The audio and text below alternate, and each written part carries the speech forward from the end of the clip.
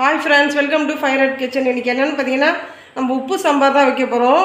உப்பு சாம்பார்னால் பார்த்திங்கன்னா எந்த ஒரு காய்கறியும் இல்லாமல் வெறும் வெங்காயம் தக்காளி பூண்டு அது மாதிரி தான் போட்டு வைக்க போகிறோம். இப்போ பார்த்திங்கன்னா 3/4 கப்பு துவரம்பருப்பு, 1/4 கப்பு சிறுபருப்பு, கொஞ்சமாக இந்த புளி வந்து அந்த இதெல்லாம் விதையெல்லாம் இல்லாமல் க்ளீன் பண்ணி வச்சுட்டேன், நல்லா ஒரு வாஷ் பண்ணி வச்சுட்டேன். அப்புறம் கொஞ்சோண்டு நான் எனக்கு எவ்வளோ தேவையோ அவ்வளோ அளவுக்கு நான் பூண்டு எடுத்திருக்கேன்.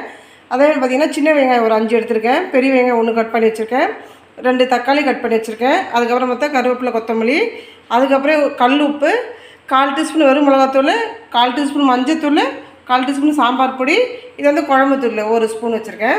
அவ்வளோதான். இப்போ வந்து நம்ம இந்த பருப்பு வாஷ் பண்ணிவிட்டு குக்கரில் வச்சு எல்லாத்தையும் டைரெக்டாக போட்டுடலாம். பருப்பு வாஷ் பண்ணிட்டோம். இப்போ வந்து இது வந்து 250 தண்ணி, இது கணக்கு பார்த்திங்கன்னா 250 ஒரு சொம்பு நான் ஊற்றுறேன். கரெக்டாக இருக்கும். நம்ம மசிச்சு விட்ருவோம். எல்லாத்தையும் நம்ம டைரெக்டாக போட்டுறோம். போட்டு 3 விசில் விட்டால் போதும். கட் பண்ணி வச்சுள்ள லாஸ்ட்டில் கொத்தமல்லி போட்டுக்கலாம், புளி போட்டுடலாம், மஞ்சத்தூள், மிளகாத்தூள், இது வந்து குழம்பு தூள், அதுக்கப்புறம் பார்த்திங்கன்னா கல் உப்பு, லாஸ்ட்டாக வந்து நம்ம கருவேப்பிலை கொத்தமல்லி போட்டுடலாம்.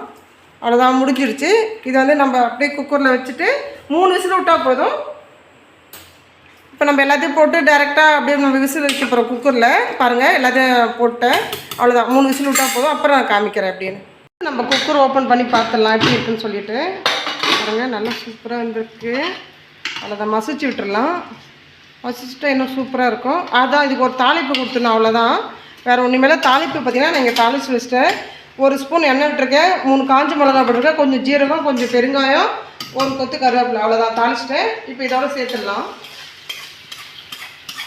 அவ்வளோ. இது எதுக்கு சாப்பிட்லான்னு பார்த்தீங்கன்னா இட்லி, தோசை, இது 2த்துக்கு தான் சூப்பராக இருக்கும். நைட்டில் நம்ம இட்லி டிஃபன் செய்கிறோம் இல்லையா, அதுக்கு இது வச்சு டக்குன்னு கொஞ்சமாக வச்சு சாப்பிட்டுக்கலாம்.